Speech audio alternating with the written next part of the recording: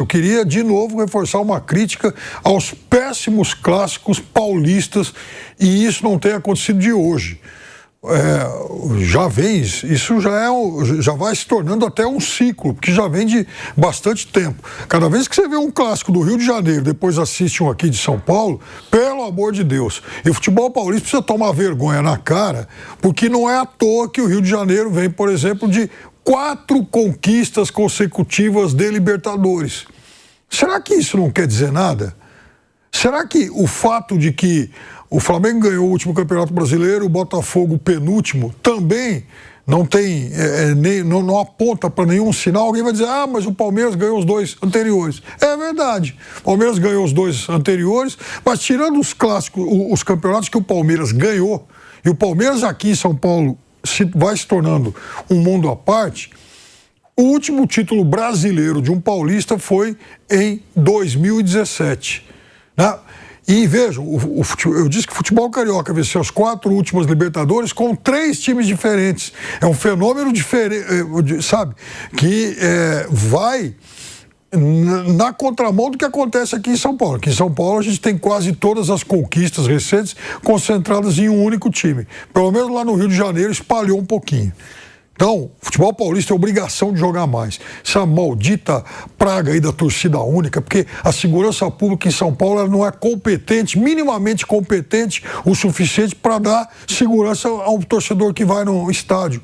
Outro dia no Rio de Janeiro, aconteceram 2 jogos, no Engenhão e no Maracanã, com intervalo de 1 hora para o outro. Aqui em São Paulo isso é impossível, né? Se o Palmeiras jogar no domingo, o Corinthians vai ter que jogar no sábado ou na segunda-feira em Itaquera.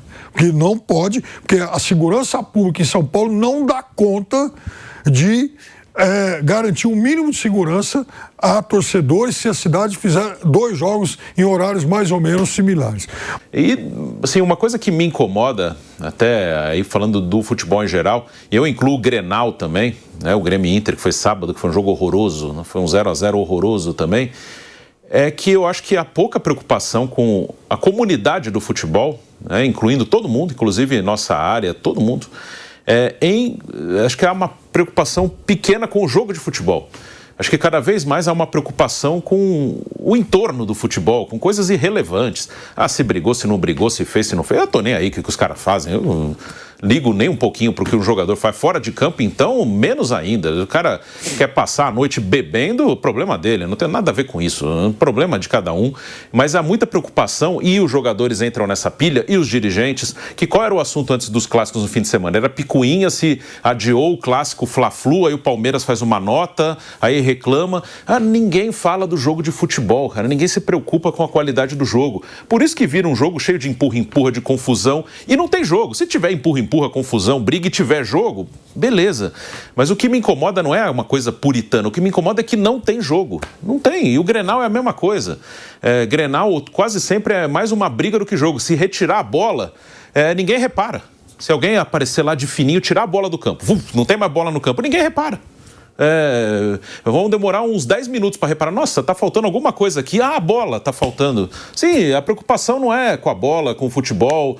A preocupação é para mostrar para minha torcida que eu sou valente, para mostrar para minha torcida que eu tenho raça, mostrar para minha torcida que eu odeio o meu rival. Isso é uma encenação, isso é tudo teatro, cara. Os jogadores são profissionais, eles querem jogar bola, eles fazem isso para ninguém encher a paciência deles depois, para falar que não briga, que não luta. Depois, com certeza tem amigo no Palmeiras que é amigo do cara do Corinthians, no Grêmio, no Inter a mesma coisa. Só que vira um espetáculo que aí todo mundo se preocupa em jogar pra galera, em mostrar, nossa, eu sou macho, eu sou forte, eu brigo, eu luto, eu sou raçudo. Cara, pode fazer o que quiser, mas joga bola pelo menos. Cara. O que me incomoda é que não tem jogo, cara. Não tem jogo. Ontem a bola no Clássico Paulista e no Clássico Gaúcho foi um mero detalhe. Se não tivesse bola, ninguém ia reparar. Isso realmente incomoda, que é o que o Bruno fala, não, vou brigar, não, tenho que mostrar pro meu torcedor que eu sou valente. É o que eu falo, quando eu abri o programa eu falei, antigamente tinham esses caras, mas eles jogavam bola. Tinha o Dinho lá no Grêmio metendo a porrada, mas jogava bola, era o time copeiro. Tinha jogadores assim, muito bons e que não deixavam de ser raiz. Hoje em dia, não. Eles deixam de jogar bola pra querer, não. Eu sou raiz, eu sou o cara. E não. Agora, é muito importante deixar bem claro o seguinte. O jogo foi uma lata de lixo. E até é injusto com a lata. O primeiro tempo deu nojo, a ponto de chegar uma hora que eu não aguentei mais. Eu já estava vendo o jogo do Flamengo e Fluminense. Aí eu fui pra lá, abandonei. O primeiro tempo foi nojento, foi uma coisa assim, deplorável, depois contra o futebol. O segundo tempo melhorou um pouquinho, mas também eu vi mais o Fla-Flu, porque não tinha saco pra ver o outro jogo. Tava muito ruim, muito chato, muita frescura. Aquilo que o Bruno falou, se não tivesse bola não fazia a menor diferença. Nem brigar eles, sabe? Você viu a briga deles? Uma porcaria de briga, não tem um tapa, não tem um chute, não tem nada. É só um monte de trouxa correndo pra lá e pra cá, querendo aparecer. Aliás, um monte, que tanto mané tem lá, hein? Por que tem tanto cara assim? Aqueles ursos lá do Palmeiras, né? Os leões de chácara, só encostavam, os caras viram lá, até a briga foi o lixo. Uma briga que não teve um tapa, um chute, nada, teve nada. Teve só vaquinha, não sei o que e tal. Nem brigar. Então, nota 0 pro jogo, nota 0 pros dois times, nota 0 pra briga. Não serviu pra porcaria. Nem a briga, até a briga foi meia boca no jogo de ontem. E o que o Flávio Prado falou, né? Ele usa a expressão que o jogo foi uma lata de lixo. Com todo respeito à lata, tá? O Flávio diz que o jogo foi uma lata de lixo e realmente, né, Bruno? Porque o Palmeiras, porra, ele tinha tudo pra vencer o jogo. Tudo com 2 jogadores a mais. E mesmo assim criou pouco. Mesmo assim, se a gente puder destacar 2 nomes desse jogo, são Carlos Miguel e Hugo Souza, né, Bruno? Porque Hugo Souza fez ali uma defesaça e algumas boas defesas, e o Carlos Miguel, acredite se quiser, a chance mais clara do jogo com o Palmeiras, com 2 jogadores a mais, foi do Corinthians, que foi no contra-ataque do Yuri Alberto, que o Carlos Miguel fez a defesa, Bruno. Sim, foi uma bela defesa do Carlos Miguel. E ali, acho que, se reparar, o Yuri, acho que quando ele chega mais perto do gol, ele dá uma travada que eu acho que ele cansou ali. Até reparar, um pouco antes dele chutar, ele para, assim, ele dá uma embolada ali, que eu acho que faltou fôlego ali para ele chegar mais forte para finalizar, para ele chegar mais inteiro na jogada, que ele dá uma arrancada muito forte, né? Uma belíssima jogada do Yuri Alberto, só que aí quando ele chegou, não parecia que estava inteiro na jogada, e o Carlos Miguel fechou muito bem, fez uma ótima defesa. O Hugo também, quando precisou, foi lá, defendeu, fez uma grande defesa, sim. O Hugo, na média, no Corinthians, ele joga muito mais bem do que mal. É um goleiro que é muito importante no Corinthians. O Corinthians é um time que vai bem mais nos mata-matas e é muito por causa do seu goleiro também, além dos atacantes, Memphis e Yuri Alberto. Ele é um ótimo pegador de pênalti, como era o Cássio também, e o Corinthians, nos últimos anos do Cássio, também passou várias vezes em mata-mata por causa de pênalti, e o Hugo faz a mesma coisa também no Corinthians esse ano, e com a bola rolando também é um goleiro bom. O Carlos Miguel já acho que oscila mais. O Carlos Miguel ontem foi fundamental para o Palmeiras não perder o jogo, mesmo com 2 a mais. Só que o Carlos Miguel ainda acho que não está totalmente... Assim, ele ainda erra mais, eu acho, que do que normalmente deveria errar. Ontem foi ótimo, mas ainda acho que o Carlos Miguel oscila um pouquinho, que acho que ele vai corrigir. Eu também acho que ele vai corrigir, acho que é um goleiro de um potencial grande. Mas hoje o Hugo, para mim, é um goleiro que erra menos que o Carlos Miguel. São 2 bons goleiros, mas acho que o Hugo está mais maduro. O Hugo oscilava mais antes do que agora. E foram os 2 destaques, mesmo com o jogo, né, mas bem abaixo. E é isso que o Flávio Prado falou, porra. Tem jogo que a gente espera tanto, né? Que a gente fala, porra, é o clássico, Itaquera, estádio vai estar lotado. E o jogo horroroso, pô. Horroroso. Palmeiras foi muito mal. Palmeiras já começou jogando com 10. É indecente a opção da comissão técnica do Palmeiras pelo Kelvin jogando como lateral esquerdo. Como lateral direito, ele já vem mal. Como esquerdo, então, não dá. Mas, puxa, o menino Arthur é verde para jogar um clássico e tal. O menino jogou 2 jogos muito bons, aí não foi tão bem na Colômbia, é verdade. Foi sacado no intervalo, já tinha um cartão amarelo, entrou o Kelvin. O Kelvin não foi sofrível naquele jogo porque o adversário estava todo retrancado, já tinha renunciado ao ataque para poder segurar a vantagem. Então, as falhas desse jogador não apareceram. Agora, ontem, num clássico, não dá. Aliás, o menino...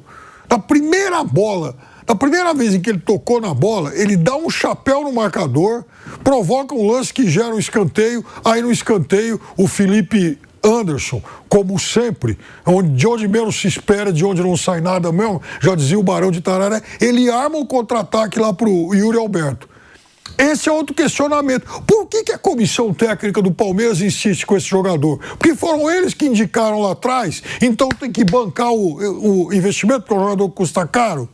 Na verdade, além dele não jogar nada, não modificar jogo algum, não ter jogo vertical, o máximo que ele vai fazer é tocar para o lado, ele inibe a ascensão, o crescimento de dois talentos, como o Eric Belé, jogador pretendido pelo PSG, e do Riquelme Felipe. Então está atrapalhando o desenvolvimento desses dois jogadores que, aliás, estavam no banco ontem. Poderiam ter sido utilizados, mas não.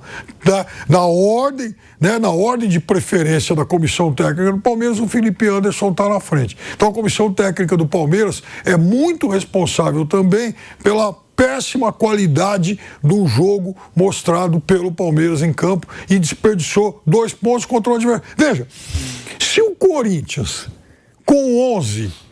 ele é o 16º colocado nesse Campeonato Brasileiro, tinha feito só 10 pontos em 10 jogos. Como é que o líder jogando contra o 16º com 9 não consegue se impor e ganhar o jogo? Porque foi incompetente, porque errou muito tecnicamente, foi mal, e quando precisou da comissão técnica para fazer os ajustes necessários, a comissão técnica respondeu mal. E outra coisa, tem um jogador de futebol, muitas vezes, ele precisa ter as suas ações em campo corrigidas. Está mais do que na hora, também da comissão técnica do Palmeiras, conversar com o Alan, que é um jogador de incrível potencial, o drible mais fácil que o elenco do Palmeiras tem. Jogador que ele é capaz de dar dribles desconcertantes, mas que anda apático. Coincidentemente ou não, desde a época em que viu frustrada aí a tentativa do Napoli de levá-lo para lá. Então precisa ver se o jogador não sentiu o golpe, como é que tá, por que ele perdeu, por exemplo, aquela ambição de toda hora partir para cima do marcador. Tem que corrigir. Comissão técnica é paga para corrigir esse tipo de problema também. Agora, fora isso, foi um jogo ridículo, um jogo que não honrou as tradições. Como o Palmeiras e Corinthians vem fazendo jogos ruins já há bastante tempo, e a culpa maior por isso foi do Palmeiras, que não soube ganhar o jogo contra o 16º colocado com 2 jogadores a menos. Bom, sobre o jogo ontem, claro, foi um jogo que o Palmeiras tinha que ter vencido, né, pelas circunstâncias do jogo, as 2 expulsões, né, o empate em Itaquera não é ruim, mas pelo que foi o jogo, 2 expulsões do adversário, uma no primeiro tempo, o Palmeiras tinha que ter feito um jogo melhor, tinha que ter vencido, tinha que ter criado mais e não conseguiu, né? Ontem foi um jogo ruim do Palmeiras. Eu acho exagerado dizer que o Palmeiras joga mal a maioria dos jogos. Isso eu discordo. Acho que o Palmeiras ele joga bem a maioria dos jogos, dentro do que ele se propõe a fazer, né? Dentro do que é a ideia de jogo do Palmeiras. Ontem não. Ontem foi um jogo em que o adversário, claro, com jogadores a menos, se fechou e o Palmeiras criou muito pouco. Ontem foi um jogo ruim mesmo do Palmeiras, um jogo em que o Palmeiras teve a chance de conquistar 3 pontos em Itaquera, o que não é fácil, né, em circunstâncias normais, mas pelo que aconteceu no jogo, era um jogo que o Palmeiras tinha que ter aproveitado e deixou 2 pontos lá. Deixou 2 pontos num jogo em que as circunstâncias transformaram o jogo num cenário mais fácil do que o normal, que é enfrentar o Corinthians em Itaquera. Perder ponto em Itaquera é normal. Mas com 2 jogadores a mais, o Palmeiras ganhou uma oportunidade ali que ele jogou fora, que ele perdeu. Então foi ontem um jogo muito ruim do Palmeiras na prática. Como eu falei, na média acho que o time joga bem. Na média eu acho que todo torcedor acha que o time dele joga mais do que joga mesmo. Acho que todos são mais ou menos assim. Às vezes eu vejo umas cobranças para uns times e falo, meu Deus do céu, mas esse time é um time muito meia boca, querem que os caras joguem pra caramba. Não é. E o Palmeiras é um time muito bom. Mas acho que incluiu o Flamengo também, acho que eles são muito bons, mas acho que eles são menos do que os torcedores dos times acham que eles são. Mas são times muito bons, e ontem ele tinha que ter vencido o jogo, ontem ele tinha que ter criado mais, tinha que se impor no jogo, e não conseguiu contra 2 jogadores a menos do adversário.